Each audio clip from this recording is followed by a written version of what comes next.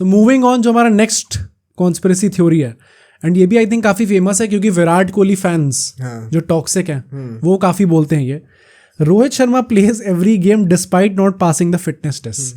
And ये point ये है ना कि बीच बीच में रोहित शर्मा की कुछ कुछ ऐसी फोटोज आ जाती हैं मैच के बीच में जिसके चलते ये चीज़ों को और बढ़ावा मिल जाता है। अरे एक सबसे बड़ा इंसिडेंट अभी हुआ था अभी रिसेंटली, श्रीलंका वाली सीरीज से पहले वो नेट प्रैक्टिस के लिए बाहर खड़ा हुआ था, बैट और हेलमेट पहन के, पूरा पैडेड अप था। एंड वो सेम फोटो बीसीसीआई ने पोस्ट करी इंस्टाग्राम पे, एंड फिर रोहित शर्मा ने पोस्ट करी, तो रोहित शर्मा वाली फोटो में उसका पेट थोड़ा अंदर हो रखा था, ओ भाई, और हाथ भी यहाँ से थोड़ा सा ऐसे अंदर की तरफ कर हो रखा था, तो मतलब वो ऐसे इफेक्ट डाला था शायद वो। डैम भाई, तो ये एक्चुअली में पीआर होती है जो ये सब करती यार है। होती है। आई थिंक मुझे लगता है कहीं ना कहीं कुछ हद तक रोहित शर्मा भी थोड़ा वो रखता होगा, कॉन्शियस होगा इस चीज को लेके। भाई साहब ये चीज़ नहीं पता थी मुझे, बट ये तो एक्चुअली में हुआ है बहुत, ये तो सरप्राइजिंग है भाई। ये थोड़ा कि प्लेयर्स के दिमाग में ये चीज़ इतनी है डिस्पाइट बीइंग द कैप्टन कि मेरे को ऐसा रखना पड़ेगा थोड़ा। बट रिगार्डलेस जो ये पूरा पॉइंट है, आई थिंक वही है ना कि फिटनेस टेस्ट पास नहीं करते एंड तब भी रोहित शर्मा खेलता है।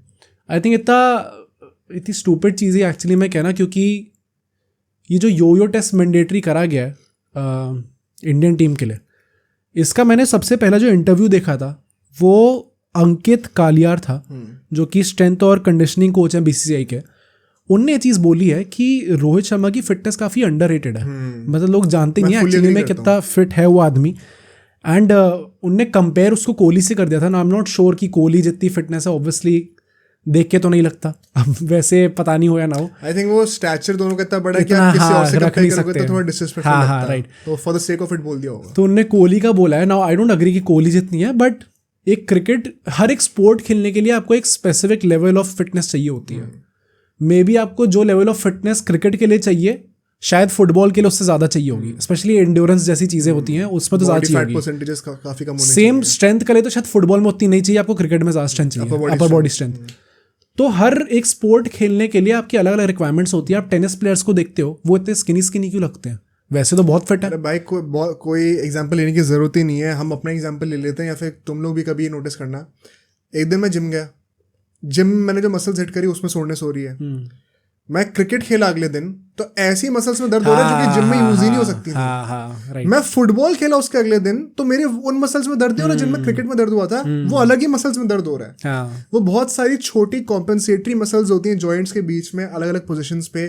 कुछ बड़ी मसल्स भी होती हैं जो कि उस पर्टिकुलर एंगल में यूज ही तब होती हैं, ऑपरेशन में आती ही तब है जब आप वो स्पेसिफिक मूवमेंट कर रहे होते हो उस स्पोर्ट को खेलते वक्त। वो जिम में कभी हो ही नहीं सकता। ये सेम डिट्टो सेम चीज़ खेल राहुल ने अभी एक रिसेंट इंटरव्यू में बोला था कि आप जिम कितना भी कर लो पर वो जो क्रिकेट के लिए जो फिटनेस चाहिए जो खेल कर ही आती है वो आपको वो जब आप उस स्टांस में खड़े होगे ना तभी आपकी वो स्पेसिफिक मसल्स तभी यूज होंगी।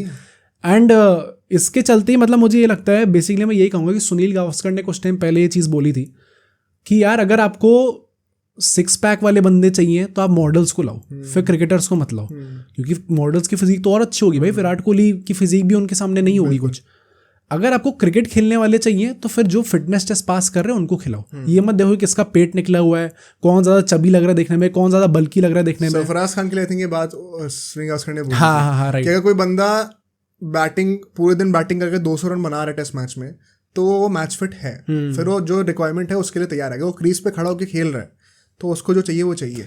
एंड मैं तो ये कहूँगा कि मतलब इन दोनों एकदम एक्सट्रीम चीज़ें हैं एंड आई थिंक एक बैलेंस होना चाहिए इन दोनों का। मैं भी इसीलिए कंप्लीटली सुनील गावस्कर से एग्री नहीं करता। हाँ मतलब ऐसा नहीं कि आप बस रन बना रहे हो और आप कैसे भी हो, क्योंकि रन तो नहीं भाग पाता ना सरफराज खान। नहीं देखो मैं ये ज़रूर कहूँगा जो सुनील गावस्कर ने बात कही, ये चीज़ मेरे दिमाग में बचपन से थी। मैं जब अकेडमी जाता था, एक भैया थे वहाँ पे, वो ऑलमोस्ट रणजी के लेवल पे थे। उन्होंने कहा था मेरे अकेडमी में 2 बंदे आते थे, तब मैं था मतलब 15-16 साल का। तो उस टाइम पे जो जिन भैयाओं की बात कर रहा हूँ वो सब अभी मेरी उम्र के होंगे, 24-25 के आसपास।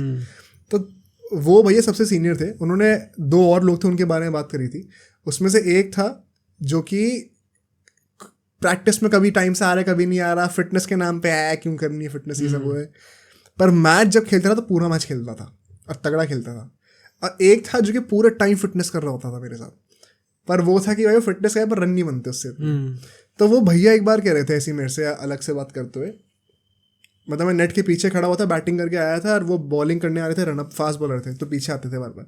तो ऐसी बात कर रहे थे कि भाई तुम कितना भी बोल लो उस बंदे के बारे में जो कि नाटक करता है फिटनेस के लिए, पर वो बंदे को जब मैच पे बुलाओ वो तब आता है, कोई नाटक नहीं करता। एंड मैच में जो होता है ना, पूरी रिक्वायरमेंट्स होती है मैच की, इतनी लंबी बैटिंग करनी है तो करनी है, इतने ओवर फील्डिंग करनी है तो करनी है, वो पूरा करता है और उसके बाद कोई इंजरी नहीं होती उसको। तो अल्टीमेटली मैच फिटनेस ही सबसे बड़ी चीज़ है। एंड मेरे हिसाब से यही प्रायोरिटी लिस्ट होनी चाहिए, सबसे पहले मैच फिटनेस, उसके बाद आपकी जो जनरल फिटनेस होती है बॉडी का, एथलेटिसिज्म होता है, वो सेकंड आना चाहिए हमेशा। तो मैं उस चीज़ से अग्री करता हूँ बिल्कुल। एंड रोहित शर्मा का यही पूरा पॉइंट है कि उसकी मैच फिटनेस इतनी अच्छे लेवल की है। आपने पिछले 2 साल में कितनी बार देखा कि रोहित शर्मा ने 2 साल, ये थोड़ा और भी एक्सटेंड कर सकते हैं इसे, कि रोहित शर्मा ने इंजरी की वजह से अपना टाइम ऑफ लिया हो, दिखता ही नहीं भाई। जब से कैप्टन में आया तब से तो हार्डली ये चीज़ दिखती है। 2020 के स्टार्टिंग में मुझे याद है 20-21 के टाइम पे, जब उसको बीच में हैमस्ट्रिंग इश्यूज थोड़े शुरू हुए थे, he has recovered really well, उसके बाद से भी कोई प्रॉब्लम नहीं आ रही। आई थिंक वो 2022 वाला वर्ल्ड कप के पूरे टाइम से एक टर्निंग पॉइंट था जब से दिखा ही नहीं ये चीज़ बिल्कुल कि रोहित शर्मा इंजरी की तरफ से बाहर हो रहा है। And at the end of the day अगर एक बंदा आपकी टीम से खेल रहा है, वो भागता हुआ भी दिखता है यार, वो भागता सही है, हाँ फील्डिंग डाइव मार के फील्डिंग करता है, तो मतलब ज़बरदस्ती में, क्योंकि बस एक देखने में आदमी अच्छा नहीं लग रहा तो आप उसकी पूरी फिटनेस पे क्वेश्चन नहीं उठा सकते। उसने तो ये, जिनकी मैं बात कर रहा हूँ स्ट्रेंथ एंड कंडीशनिंग कोच की, उन्होंने कहा था कि हाँ शायद देखने में रोहित शर्मा आपको बल्कि लगे बट उसकी फिटनेस बहुत ज़्यादा अंडररेटेड है। तो अल्टीमेटली मेरा पूरा इस कॉन्स्पिरेसी थ्योरी को ब्रेक करने का पॉइंट यही है कि एक जो बेसिक फिटनेस लेवल चाहिए होता है टीम में खेलने के लिए, जो कि योयो टेस्ट माना जाता है, आई डोंट थिंक कोई भी ऐसा बंदा इंडियन टीम में जो पास नहीं कर रहा उसको और तब भी क्रिकेट खेल रहा है। तो आई एम प्रिटी श्योर कि रोहित शर्मा भी सारे फिटनेस टेस्ट पास करता है ना। हो सकती हो फिटनेस टेस्ट में विराट कोहली मतलब इतना आगे हो बाकी सबसे, क्योंकि उसने अपनी बाकी चीज़ों पे इतना ज़्यादा काम कर रखा है कि आप ये चीज़ देख रहे हो। और इसका सबसे बड़ा एग्जाम्पल ये जो मैंने नोट डाउन भी करा है कि केएल राहुल और हार्दिक पांड्या, भाई इन तीनों को साथ में खड़ा कर दो, आपको लगेगा रोहित शर्मा सबसे कम फिट है, देख के लगेगा आपको। पर केएल और हार्दिक पांड्या कितना, देख लो भाई कितना अवेलेबल होते हैं वो दोनों, और रोहित शर्मा कितना अवेलेबल होता है, मैच में कितना परफॉर्म करते हैं। तो ये चीज़ें एक कॉन्टेक्स्ट में देखनी बहुत ज़रूरी है। सिर्फ ये नहीं कि आपने भाई गूगल पे रोहित शर्मा डाल दिया, एक फोटो देख लिया और नहीं भाई ये तो फिट नहीं लग रहा। ऑल्दो इस समय एक चीज़ ये ज़रूर कहूँगा कि आई थिंक ये योयो टेस्ट वाली जो पूरी डिबेट थी ये इसलिए बहुत ज़्यादा थी क्योंकि एक बहुत बड़ी जनरेशन थी जिसके बीच में ये चीज़ लाई गई, एंड उसके चलते हुए काफ़ी सारे लेजेंड्स को क्रिटिसिज्म फेस करना पड़ा। और जो अपकमिंग जनरेशन है ना, इनके लिए डेफिनेटली रखना चाहिए, क्योंकि वो एक basic certain level of fitness होगी तो बेटर रहेगा पूरी टीम के लिए। प्लस आई थिंक ये बैटिंग वाली फिटनेस की बात अलग है, पर ये जो योयो टेस्ट है ना, इसका मेन पर्पस है फील्डिंग वाली पॉइंट को सर्व करना। जब आप बॉल के पीछे भाग रहे हो, उसको बाउंड्रीज के लिए आपको रोकना है, तब आपकी कोई बैटिंग की फिटनेस या मैच फिटनेस काम नहीं आएगी, तो आपका प्योर एथलेटिसिज्म काम आता है। And fielding as a concept आज से 50 साल पहले जो था वो बहुत डिफरेंट है, और आज जो है अनरियल लेवल पे पहुंच चुका है। वरना हम लोग T20 वर्ल्ड कप नहीं जीते होते अगर सूर्य कुमार यादव ने वो कैच नहीं पकड़ा होता। राइट, उस पॉइंट को स्पेसिफिकली सर्व करने के लिए आई थिंक योयो टेस्ट बहुत इंपॉर्टेंट है। एंड मतलब ये कई लोग कहेंगे कि ये थ्योरी कहाँ से आ रही है, मैंने खुद भी फेस कर रखा है। जब हम लोग भी ट्रेनिंग कराते थे तो ये बोलते थे ये चीज़ कि ये योयो टेस्ट वगैरह से आपका जो एंड्योरेंस और स्टैमिना और जो स्पीड टेस्ट हो रही है, ये तुम बैटिंग भूल जाओ, स्पिन बॉलिंग भूल जाओ, फास्ट बॉलिंग के लिए हाँ to certain extent, but primarily fielding जो कि हर किसी को करनी है उसके लिए बहुत इंपॉर्टेंट है। तो आई थिंक गोइंग फॉरवर्ड ये एक स्टैंडर्ड होना चाहिए। जब बच्चों को पता होगा ना पहले से ही 10-12 साल की उम्र से करना है, तो वो अपने आप निकाल भी लेंगे। फिर विराट कोहली कोई स्पेशल नहीं है, मनीष पांडे का yo-yo test score constantly Virat Kohli से ज़्यादा रहा है। ओके, विराट कोहली का इंडियन टीम में हाईएस्ट योयो टेस्ट स्कोर नहीं है, contrary to what people may think.